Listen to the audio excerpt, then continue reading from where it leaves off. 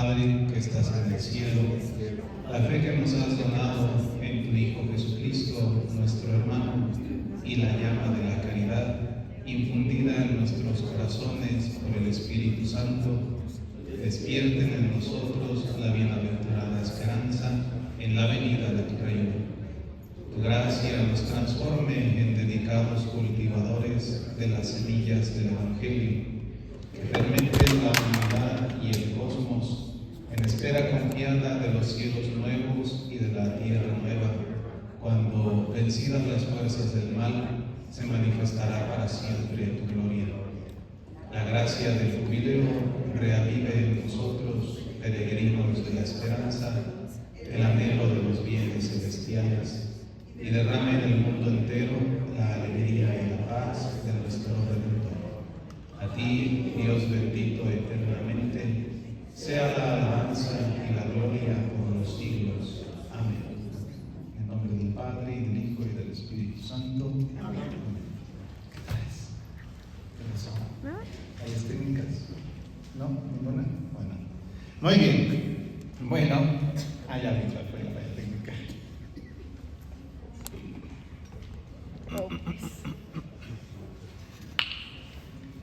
¿Quieres otro cable? ¿Quieres otro cable? No. Así carga. Sí. Se me cayó ya. Muy bien, bueno, vamos a continuar. La vez pasada nos faltó decir algo acerca del evangelista Lucas, de cómo él nos presenta la identidad de Jesús como Mesías, y nos falta decir algún detallito más del himno de los filipenses y del prólogo de San Juan. Bueno, decir que Jesús resucitado, que es el Mesías prometido, es constituido por Dios como Señor de todo.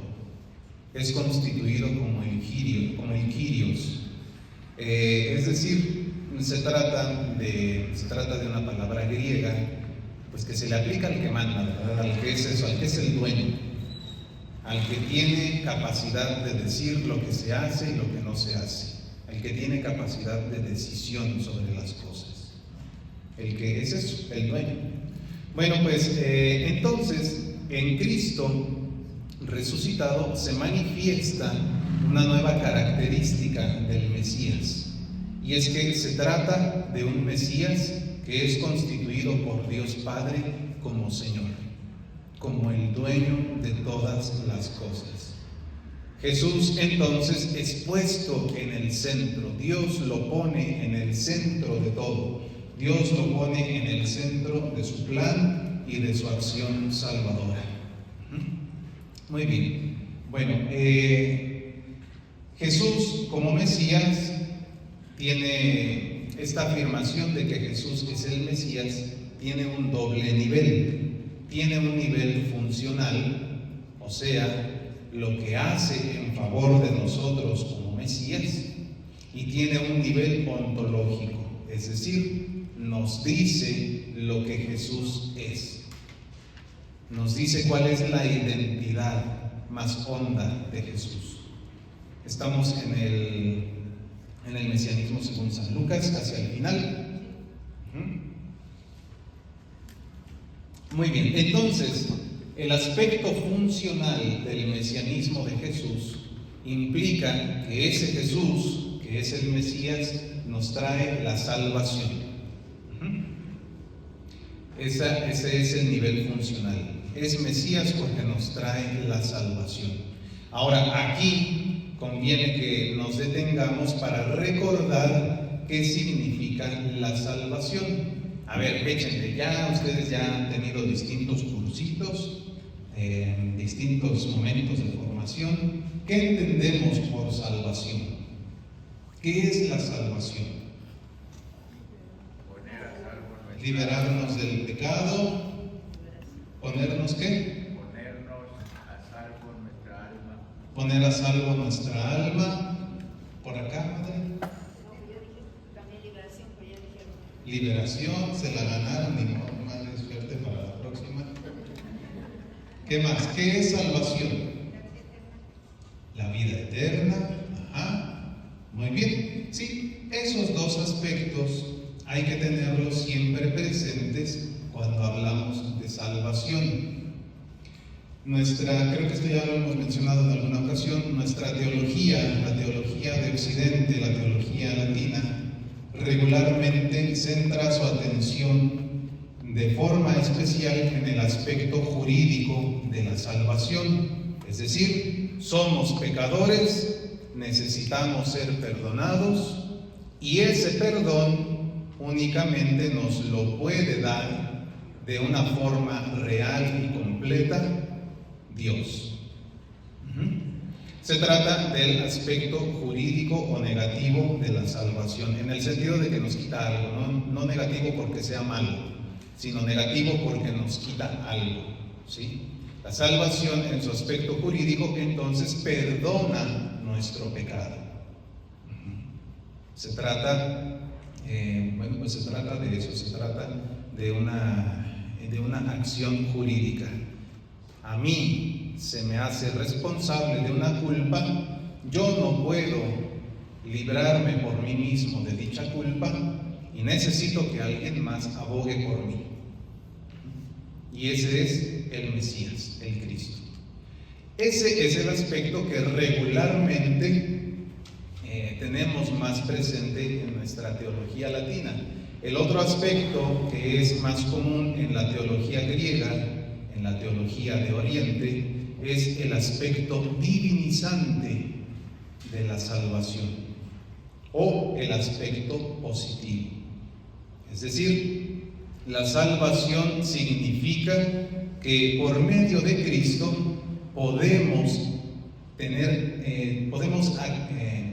tenemos acceso a la vida de Dios. Y en ese sentido entonces nos hacemos parecidos a Dios.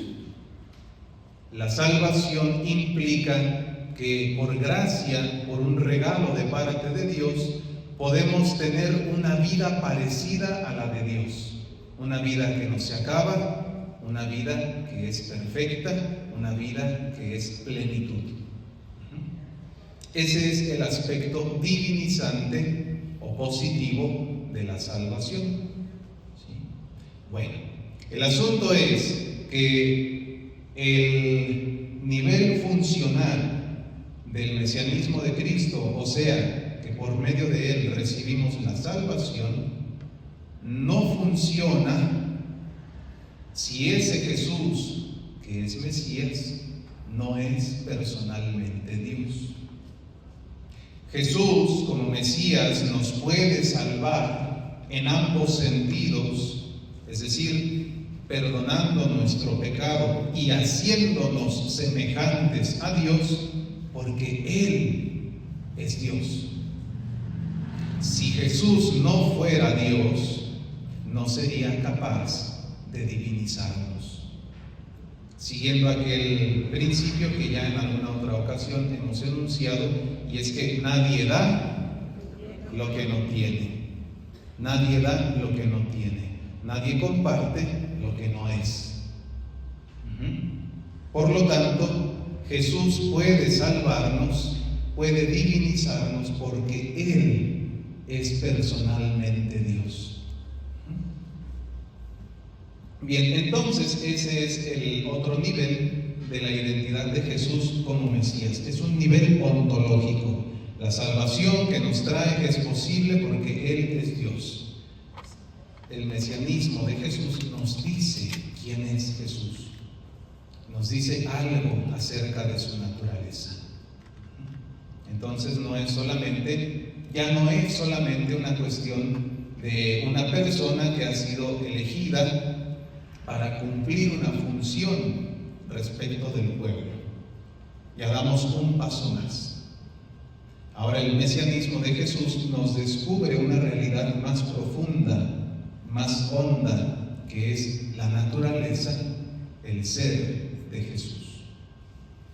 Bien, el Nuevo Testamento y la teología que se irá desarrollando, pues irá profundizando más en este tema de la preexistencia.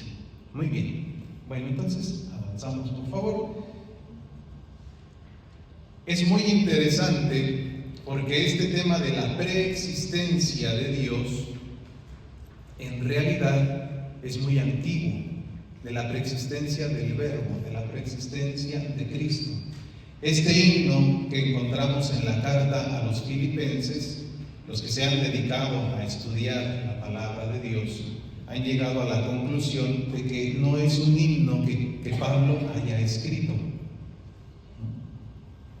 Este himno que encontramos en la carta a los Filipenses no lo escribió él. Cuando él llega a la comunidad de Filipo, se encuentra con ese himno. Y es probablemente uno de los textos o de los escritos, de las composiciones más antiguas del cristianismo. Y es bien interesante que en un texto que es de los más antiguos, ya aparece con mucha claridad que ese Jesús es Dios y que ya existía antes de nacer como hombre. Este himno de la carta a los Filipenses entonces nos muestra un doble movimiento, un movimiento descendente de ese Verbo eterno que siendo Dios se encarna, se humilla, muere, y luego un movimiento ascendente, resucita, es glorificado, vuelve junto al Padre. Entonces, bueno, es muy interesante ver que ya uno de los textos más antiguos del Nuevo Testamento nos hablan de la condición divina de Cristo, y es una condición divina que no se entiende a partir de su nacimiento según la carne. No es una divinidad que se entienda a partir de su encarnación. Es una divinidad, es un ser divino que existe antes de la encarnación. Por eso dice, no hizo alarde de su categoría de Dios, al contrario, se despojó de su rango y tomó la condición de esclavo, tomó la condición de siervo. Este himno entonces está afirmando que Cristo antes de la encarnación ya existía, y existía como Dios. Existía como Dios, ¿sí? Bueno, ese Verbo eterno que ya existía antes de su encarnación, toma condición de esclavo, se encarna, se hace hombre como nosotros, en todo, menos en el pecado. Y ahí continúa ese movimiento de humillación, de vaciamiento, que después la teología llamará por su palabra griega la kenosis de Cristo. Era Dios, se hizo hombre, se rebajó, obedeció hasta someterse a la muerte, y no una muerte cualquiera, sino la muerte más humillante y tal vez la más dolorosa de su tiempo, la muerte en la cruz. Bueno, este es el movimiento descendente, ese Verbo eterno que existe desde la eternidad, entra en la historia haciéndose hombre, y no solamente entra en la historia haciéndose hombre, sino que se somete en obediencia hasta la muerte, y una muerte de cruz. Muy bien, y entonces tenemos enseguida el movimiento ascendente. Por su obediencia, por la humillación que Él voluntariamente aceptó en favor de nosotros los hombres, por esa humillación Dios lo exaltó sobre todo. Es lo que decíamos ahorita. El Padre ha querido poner a Cristo en el centro de su plan y en el centro de toda acción salvadora. La salvación solamente la recibimos por medio de Cristo Jesús. Bueno, entonces, ahora vamos hacia arriba. Dios lo exaltó, le concedió el nombre sobre todo nombre. es el dueño, el que está por encima de todo. De modo que al nombre de Jesús toda rodilla se doble, toda lengua proclame que Jesucristo es el Kyrios, el Señor, es el dueño, para gloria de Dios Padre. Y este es un detalle que a veces se nos escapa, que creo que ya mencionamos cuando dimos el taller de la Lección Divina. Nuestra meta, aunque Jesucristo es el Señor, Jesucristo es el dueño de todo, nuestra meta no es Cristo. Nuestra meta es el Padre. Todo esto lo hizo Jesús, sí, para nuestra salvación, pero sobre todo para la gloria del Padre. Del Padre viene y al Padre vuelve todo. Entonces, aquí también el himno a los filipenses, de los filipenses, nos está recordando de una forma sutil que efectivamente Cristo es el camino, no es la meta. Cristo es el camino, pero la meta es el Padre. Él ha venido para llevarnos al Padre. Entonces, yo creo que conviene, aquí hacemos una cápsula espiritual, conviene que nos preguntemos cómo es nuestra oración. Si nuestra oración se dirige únicamente al Padre, o a Jesús, perdón, que a veces así sucede, o si nuestra oración se dirige únicamente a Dios, así como en abstracto, como en general, que a veces también eso sucede, le hablamos a Dios, ¿no? Y en ese sentido, esto estoy seguro que ya lo habíamos dicho, en ese sentido es que Ranner hará una crítica a los católicos de su tiempo, y también nos llega a nosotros de refilón el trancazo, diciendo que en la práctica nosotros parecemos judíos, porque en nuestra oración muchas veces le hablamos a Dios, no le hablamos a la Trinidad, no entramos en comunión con la Trinidad, le hablamos a Dios, le pedimos a Dios, no hablamos con las personas de la Trinidad.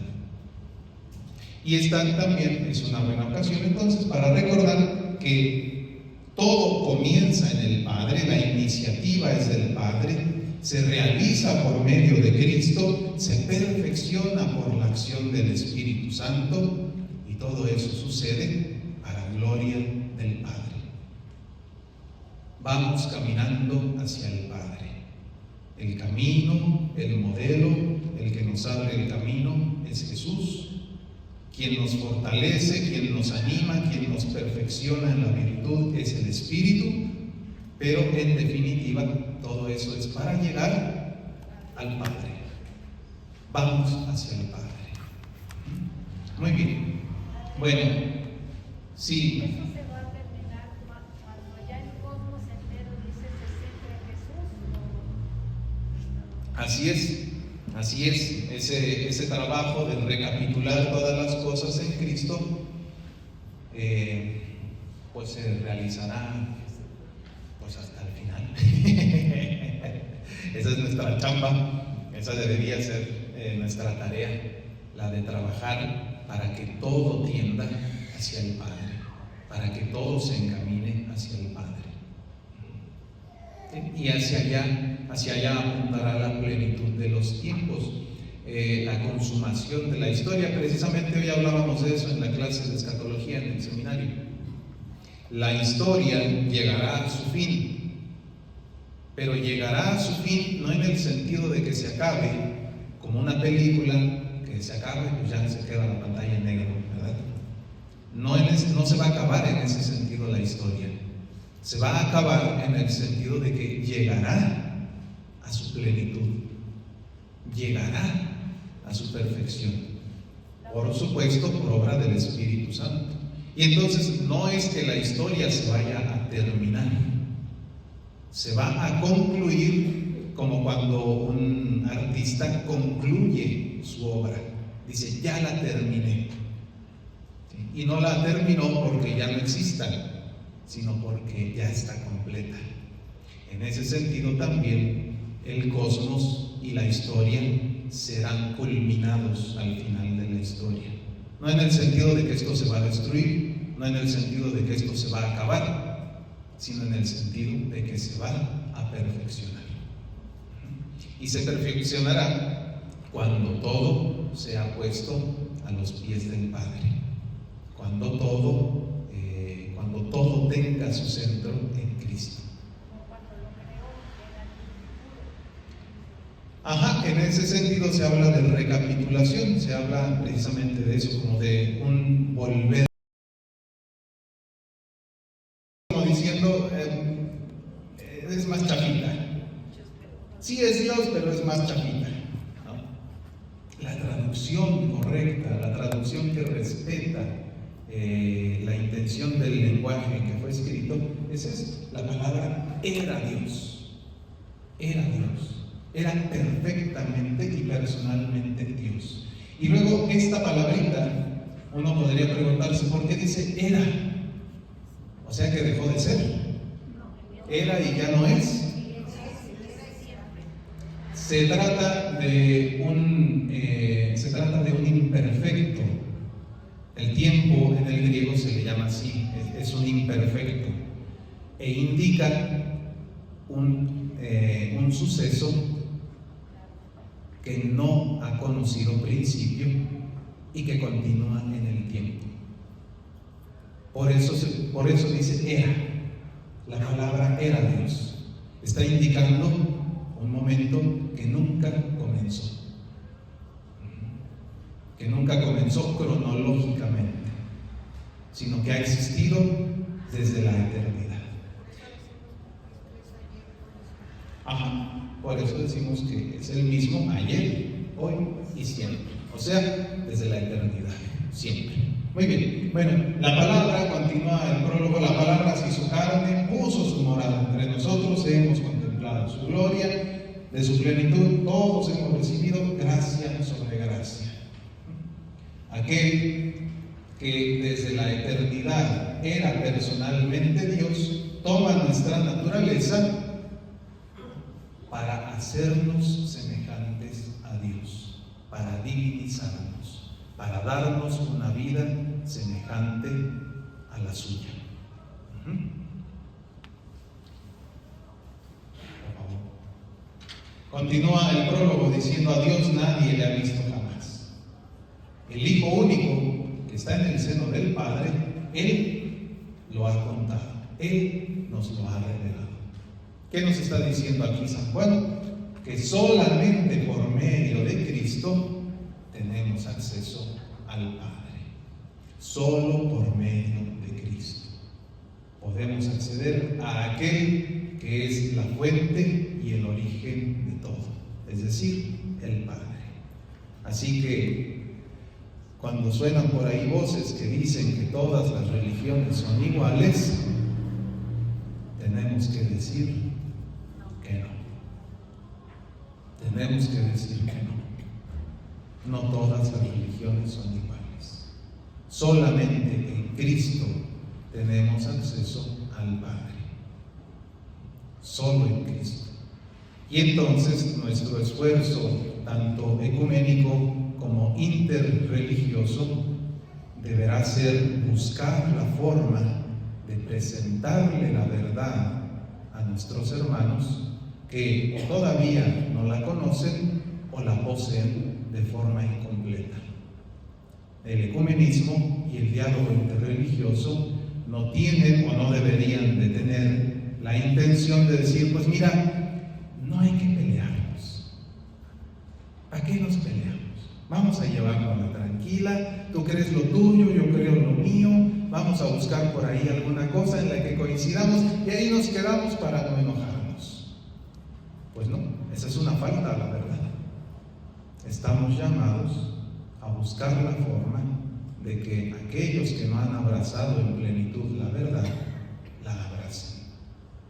No de quedarnos a medias, sino de buscar la forma de que los demás abracen la verdad. Muy bien. Bueno, pues entonces solamente por medio de Cristo, ya me iba a ayudar, pero no, fue usted más ágil que yo. Solamente en Cristo tenemos acceso al Padre. Y para aquellos que sin culpa personal no lo han conocido, bueno, pues Dios buscará la manera de ofrecerles también a ellos la salvación. Eso sí, a los que no han tenido ninguna posibilidad de conocer a Cristo, Dios buscará la forma de ofrecerles la salvación. Pero a los que hemos conocido a Cristo, la puerta, la única puerta, es Cristo. Solamente Cristo. Muy bien. Bueno, pues eso respecto de lo que nos faltaba del temita anterior. Ahora vamos al siguiente tema, por favor. ¿Mande? Está aquí mismo en otro. Está en otro. Función 11.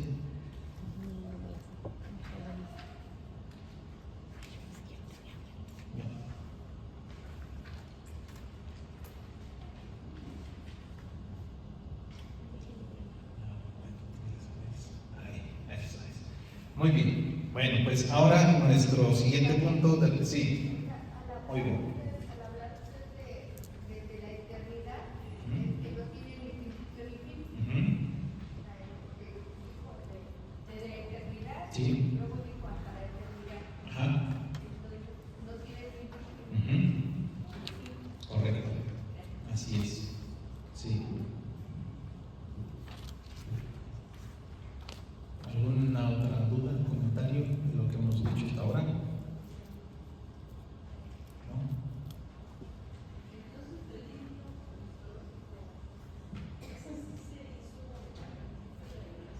Sí, es de los escritos más antiguos. Sí. Sí, digo, y por una cuestión de estilo, de cómo está escrito en el original, pues la gente que lo ha estudiado ha llegado a la conclusión de que no es el estilo de escritura de Pablo. Entonces, él ya se lo encontró por ahí escrito. Es anterior a Pablo. Y Pablo es el que escribe las cosas más antiguas, ¿no? Es el primero que escribe, ¿no? Incluso antes que los evangelistas. Entonces, lo más probable es que este himno haya sido compuesto incluso antes de que escribiera Pablo. Eso podría decirse que cuando llegaron ellos allí a evangelizar, ya ve que había un altar que decía al Dios desconocido. Sí, este es otro lugar. Sí, son comunidades distintas. Sí, son comunidades distintas.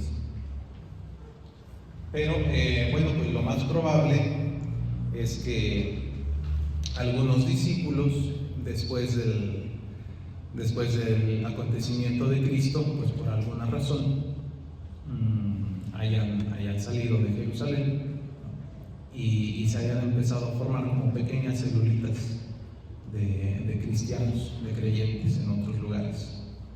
Entonces Pablo se encuentra con la comunidad de Filipo más o menos ya establecida, y se encuentra ya con este escrito. Sí. Bueno, ¿algo más?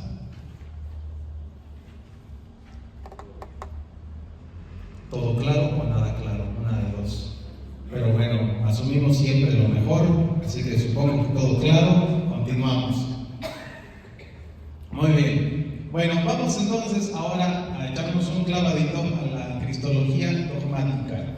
¿Qué es esto de cristología dogmática? ¿A qué nos referimos con esta expresión? La teología dogmática es la reflexión que van haciendo los obispos, el magisterio y los teólogos, y que tiene como su base la Sagrada Escritura. Parte de la Sagrada Escritura, y de ahí se va desarrollando una reflexión más profunda, más minuciosa, más a detalle. La teología dogmática es esta, la teología que han hecho los teólogos, los obispos, el magisterio de la Iglesia partiendo de la palabra de Dios. Bueno, entonces, una vez que se ha cerrado y que se ha ido constituyendo el canon, y una vez que, bueno, pues van creciendo poco a poquito las comunidades cristianas, pues inevitablemente, por una o por otra razón, habrá por ahí algunos personajes que vayan equivocando su reflexión, que se vayan desviando de lo que ha propuesto, de lo que ha enseñado la Sagrada Escritura, y que es lo que conoceremos después como las herejías, errores doctrinales, propuestas teológicas que en realidad no respetan, no responden al espíritu de la Escritura, sino que se van por otro lado. Bueno, entonces digo esto porque también en el campo de la cristología, también en la reflexión acerca de la persona de Jesús, pues con el tiempo se fueron introduciendo algunos errores. Repito, por una razón o por otra, ahora los veremos. Entonces, ya avanzaditos, ya hacia el año 451, en el Concilio de Calcedonia, llegamos a esta afirmación dogmática, es decir, hecha por los obispos, que bueno, pues compendia lo que se ha trabajado desde años anteriores. El Concilio de Calcedonia entonces pone ya de una forma clara que respecto de Cristo ha de creerse que es perfectamente Dios, que es perfectamente hombre. Muy resumidamente, eso es lo que nos quiere decir Calcedonia en este parrafito del concilio.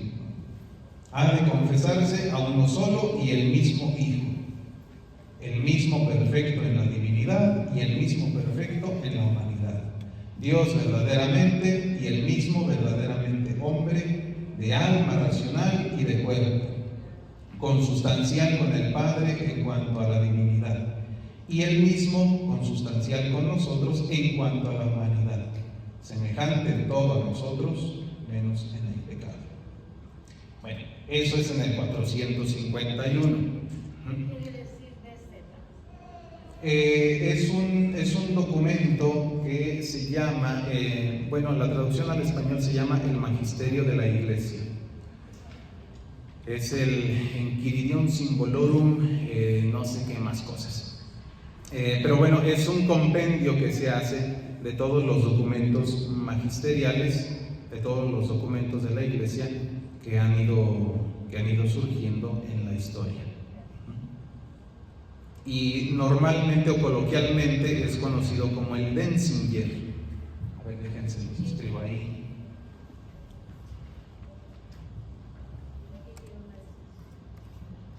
Es un apellido. No sé si es no, sinceramente no recuerdo si es alemán. Creo que sí. No estoy seguro. Pero bueno, el asunto es que se trata de un documento, de un librote así gordote, grandote, donde se van compendiando los documentos oficiales, magisteriales de la Iglesia. Bueno, entonces ahí se encuentran en ese numeral, en el 301 del Denzinger, esta partecita del Concilio de Calcedonia. Bueno, haremos un breve recorrido por los primeros siglos de la teología respecto de la persona de Cristo, precisamente porque van surgiendo ciertos errores, y esos errores pues hay que corregirlos.